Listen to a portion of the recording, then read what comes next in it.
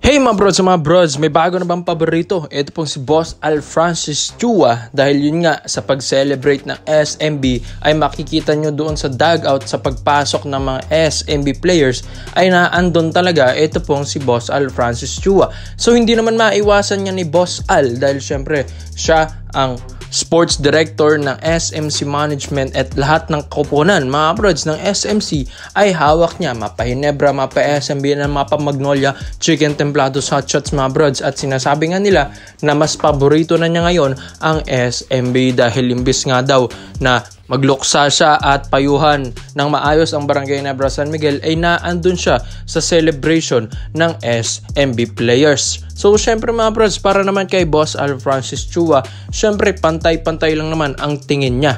Syempre doon siya mga brods sa mas nananalo na team dahil yun nga ang kanyang talagang papayuhan and bibigyan ng motivation para nga sa next round. Dahil ang SMB ay nasa advance na mga brods ng finals round natin at yun nga, waiting sila sa mananalo ng Phoenix and Magnolia Chicken Templados Hot Shots bukas mga kabrods. At yun nga mga brods, sinasabi nga nila naluto talaga yung game dahil paborito nga ni Boss Al na ngayon ang SMB.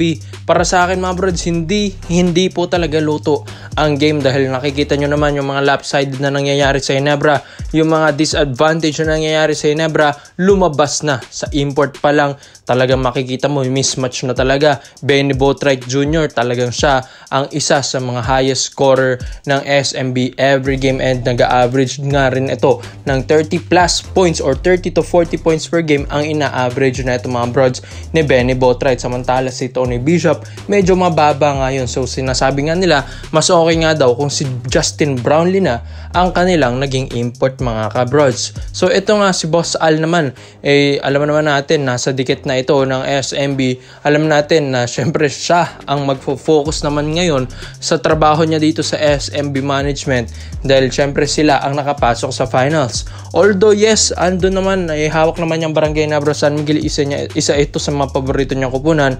Pero syempre magpagpapahingayin muna niya, doon muna sila sa mga kanilang pamilya nila mga kabrods. Tapos sinasabi nga nila magboborakay ng Ginebra. Kahit naman ganun, kahit sweep, deserve na rin naman magpahinga ng Barangay Ginebra San Miguel dahil ginawa rin naman talaga nila ang kanilang best. Hindi naman sila natalo ng tambak ng mga 10 puntos pataas mga kabrods, which is every game dikit talaga. Makikita mo na nagsasalpukan talaga yung dalawang magaling na kupunan.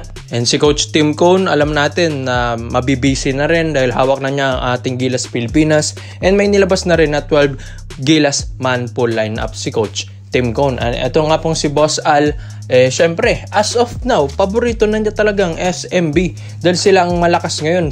Sila ang bibigyan niya ng mga bonuses and yung mga benefits ng bawat players kapag nagbe-best player mga kabrods. So as of now, syempre sa SMB side, ito pong si Boss Al Francis Chua. Kung manalo naman ng Magnolia doon mga brods, syempre hindi siya pwedeng maging bias dito.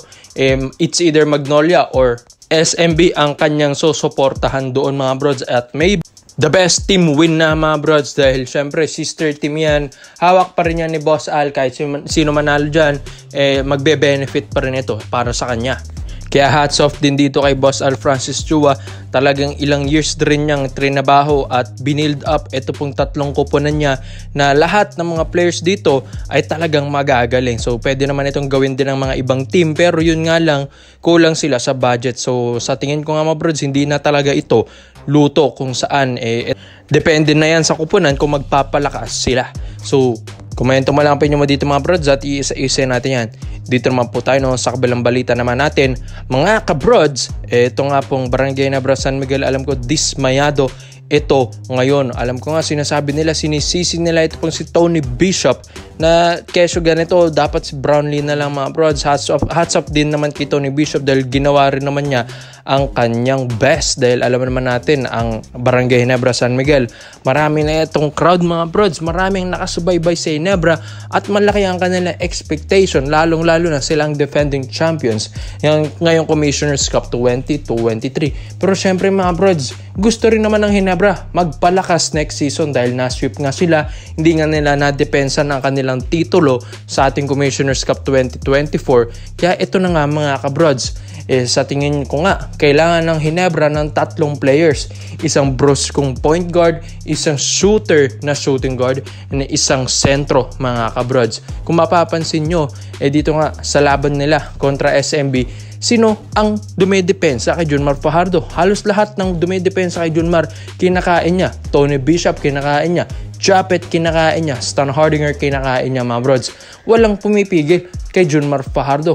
So what if na ito pong Commissioner's Cup natin, magtaas na ng height limit, which is 6'10 or 6'11 ang ating height limit na. So mahihirapan ng Ginebra kung puro Tony Bishop and yun nga Justin Brownlee ang kukunin nila. Dapat meron din silang malaking local na player na pwedeng maging import stopper mga brods. Kaya yan ang isa sa mga kailangan ng Ginebra, ang isang malaking sentro mga kabrods. Kaya nga sinasabi ni rin ng Ginebra reports natin na kinokontak nga nila ito pong si Greg Zila na bumalik din dito at pwede na lang offeran ito ng maganda. So dito naman din sa ating point guard position mga kabrods, napapansin din naman natin sina L.A. Tenorio, Stanley Pringle, sinabi na yan sa mga ibang reports and YouTube channels na ito pong mga point guards ng Ginebra kinakain lang sa depensa. Gusto talaga ng Ginebra dapat isang two-way player na point guard like Scottie Thompson, mapa-depensa, mapa-opensa, maaasahan mo.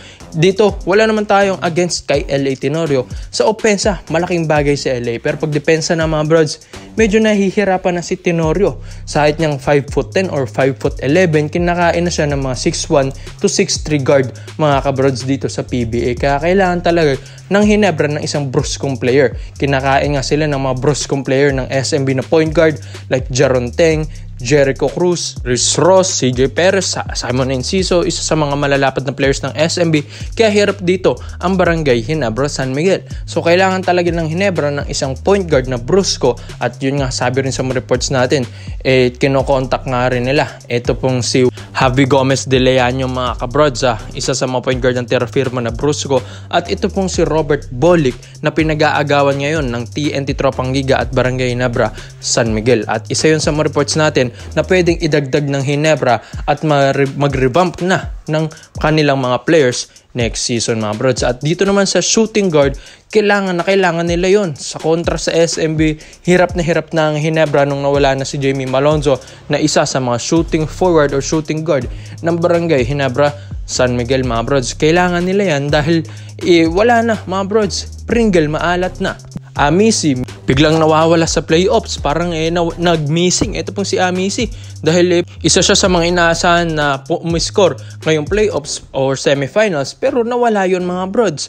Tapos mga ibang locals wala na rin, so hirap na sila umiscore mga brods. Kailangan talaga ng Ginebra ng isang legit scorer or isang stable na shooting guard, and yun nga malay natin maging isang shooting forward din. So isa nga sa mga pinaplano ngayon ng Ginebra, makakuha nga ito pong si Jetroy Rosario na isa sa mga shooting guard ng Blackwater Bossing. Kaya ikaw mga brods, sa tingin nyo ba kailangan na ba ng Ginebra ito pong mga 3 players na nabanggit natin, or hindi man sila pero yun yung tinutukoy na mga posisyon natin, dapat ba ito ang mai-add nila?